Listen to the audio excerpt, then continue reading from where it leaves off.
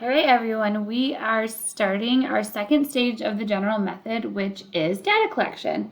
So we've just completed engagement, which we did all the steps to build trust, to inform the client of what they can expect, and just do that general, like setting the stage and able to move to the next and more therapeutically targeted. Now, obviously, engagement is therapeutic, but we're going to start being able to collect information using various techniques, various tools to be able to really assess what is going on in order to be able to make really targeted interventions that will hopefully lead to whatever change the client is looking for.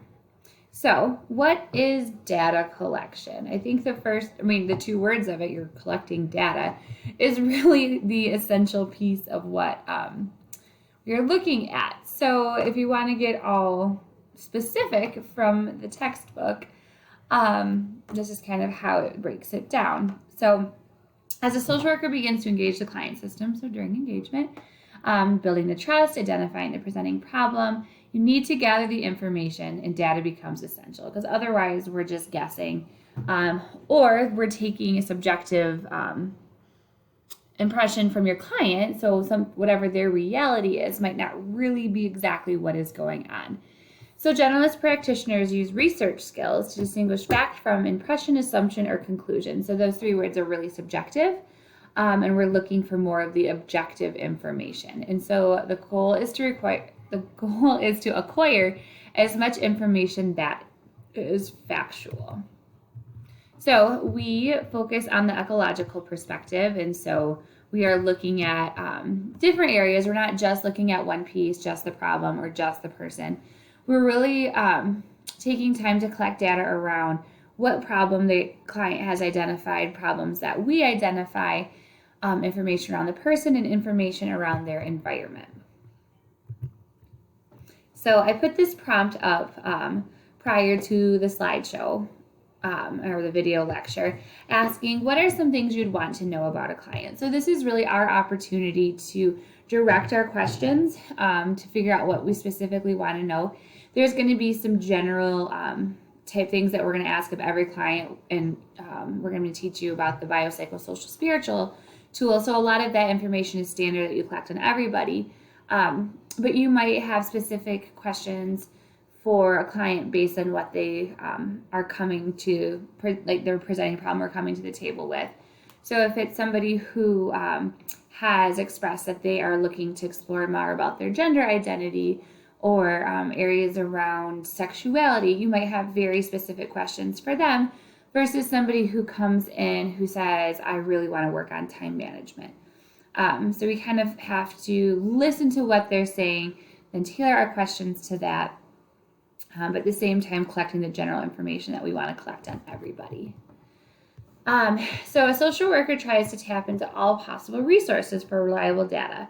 So we're not just relying on the client themselves to provide the information. We are going to utilize a lot of different areas, whatever resources we have at hand.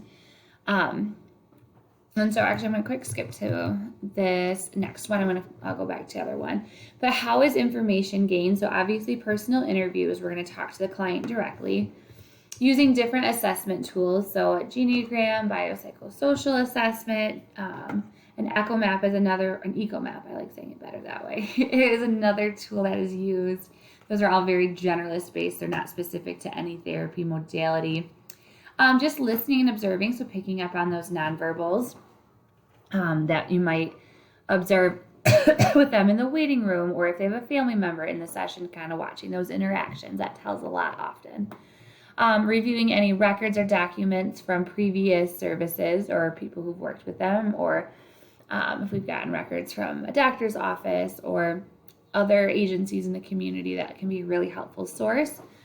Inventories and evaluations. So those are assessment scales. So if you've ever been to a doctor recently, you've probably had a PHQ 2 or 9 completed on you, where they ask you if you feel sad or blue or anxious.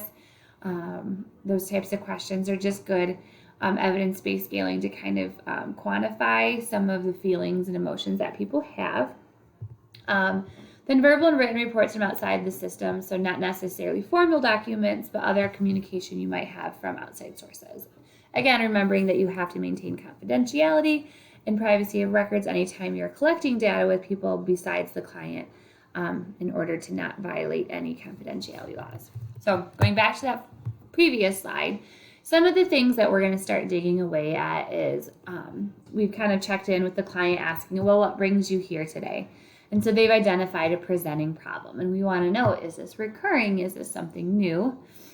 Maybe where in the environment occurs, how often, how intense, how severe has this problem occurred? So those are really good questions to start kind of fleshing out if what the presenting problem they articulate is actually the presenting problem itself. Trying to figure out their degree of functioning. So are their age and developmental stage matching? What dimensions does the problem affect? Is it more than just the person? Is it the environment? Thinking back to HPSI 1, all those dimensions of person and environment, where are those getting impacted? Is it causing a crisis in their current functioning? So at that point, if it really is, and it's a point where you need to do an intervention to promote safety, you would kind of direct services to a crisis assessment team. But if it's impacting their functioning on some level, but they're not in harm's way, then you'd continue on as needed. Exploring ways clients have attempted to cope. In a couple slides, we're going to talk about strengths perspective. And so this really aligns with looking at client strengths, their resiliency, what they've done so far to cope with it, figuring out their motivation. So thinking back to the stages of change with the resistant clients, kind of seeing where they're at and validating the stuff that they have done so far. And then identifying available resources to assist. So looking outside of the client themselves to see what external supports they have, but also what internal strengths that they have. So there's lots of different questions that we can use to learn about client systems. I just threw a bunch in there. Some of them are kind of a recap from the previous slide and just putting it into a different format. But these are really some of those exploration things that we're looking for during data collection. All right, strengths perspective. I love strengths perspective, partly probably because one of my strengths finder strengths is wooing, and so I like looking at the positive and affirming, and I'm a words of affirmation person, and so strengths perspective just aligns with who I am in the core, at the core. There it is. So I'm really glad that the generalist method really celebrates it as well. So hopefully by now you are somewhat familiar with what the strengths perspective entails, but it's really looking at an individual and their environment through the lens or through the scope of strengths. So not looking at deficits or something that might be going wrong. It's important to look at those, but focusing on that can really give a different vibe to the session and to interactions. But if you're looking at the problems as more of a strengths way, it really does kind of help channel some more motivation, and it's much more empowering than looking at deficits. But it also focuses on people's dignity and resilience, which is a huge tenet of social work. So the 6 principles of the strengths perspective. So at its foundation, it states that everyone has strengths. So no one is exempt from this, even if it feels very, very difficult to find it.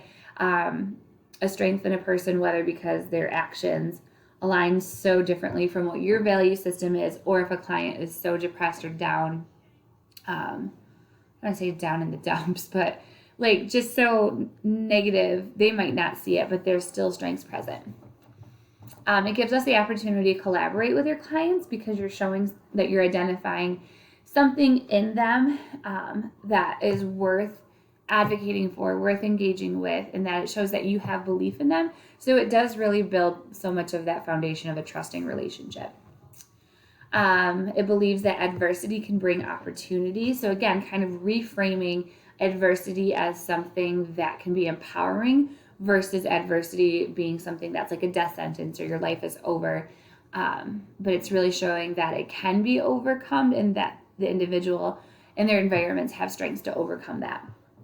It does kind of have the ecological vibe to it as well, because it's not just looking at personal strengths, but it's looking at environmental strengths as well. So looking at what external sources can be a sense of support or help motivate them or help prompt them to get to the goal that they want. It tells you not to underestimate client growth. This is actually really helpful, especially if we have resistant clients, because it reminds us that it might feel like there's no movement or no progress, but it eventually could happen, and it probably will happen. It might not look how we envision it, but there's potential for so much growth. When you read The Child Called It book, the poor clinician in that book had to wait a very, very long time to observe any client growth. But by the end of the book, you'll see significant changes in the client. And he could have easily underestimated that, but he identified that this child was worth advocating for, and in the end got a really positive result. And then kind of going back to that systems perspective, community is very important, and is very empowering as well. So those are the 6 principles of the strengths perspective. I posted these at the beginning, so a little vignette had you try to come up with some different strengths for these clients. So the first one, which is a 72-year-old female showing up for therapy the first time for depression. Some of the strengths when you look at this client that you can remind them of is they showed up.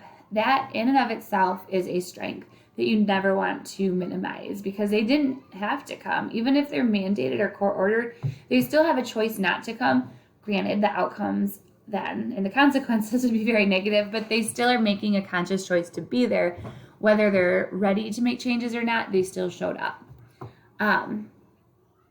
I'm trying to think. So she also, another strength would be that she has a daughter and a support system who cares for her. So that's somebody that you can reflect that that she does matter to somebody, and that, you know, she's going to die soon anyways. Well, you have a daughter who obviously cares about you. Maybe trying to figure something out would help your relationship and enjoy the time with her. So you have laughter, however you want to phrase it. You can validate that even though she's 72, never attended therapy, she's choosing to do it now. Identifies that, you know, she might see some value, and it's never too late to change. Never too late to teach an old dog new tricks. Might not want to say it that way, but you could reframe it and reflect it back in a more positive way. All right, this 17-year-old client relapsed in heroin despite having 2 years clean, lost his housing, lost significant other, recently obtained appointment, but is worried about his drug use is going to interfere with it. So again, showing up to the appointment is a strength. You can reflect back that he has demonstrated the ability to be sober for a long duration of time. 2 years is very long. You can validate that he obtained employment despite using and has been able to maintain and hold the job. Even though he's worried about it, he's still continuing to hold it. That's a huge strength there. Right? And you also can reflect that he's identifying that he would like to be in a relationship again. So he's future focused. He's thinking about that as well. And then the final one, this is the more difficult one I posted, because it's kind of hard to... It can be harder to look at a client like this who doesn't have any insight or remorse and has done something pretty negative to have a hard time finding strengths. Again, going back to the, hey, you showed up to the session. I appreciate that. He might not see it as a strength. He has a desire to gain employment, so you can validate that he wants to better himself. Employment would hopefully keep him out of the prison system, and so that can be a strength that you can maybe explore, like, hey, it sounds like you want to stay out of prison, and employment is one way to do that. It sounds like he really cares about getting employed as well, because he gets discouraged from not getting employment.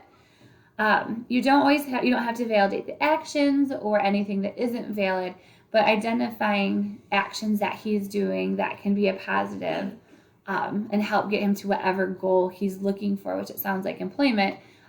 You can pull those things out, even though it doesn't feel like he's bringing a lot of positive strengths. He's still making positive actions toward the change, and so that's what I would focus on with this client. So always remembering that showing up for a session is a strength. That's the one when you just are really struggling.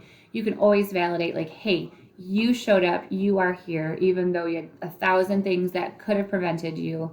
But it is such an empowering piece to kind of reflect and reframe and kind of go back to. All right, the next slide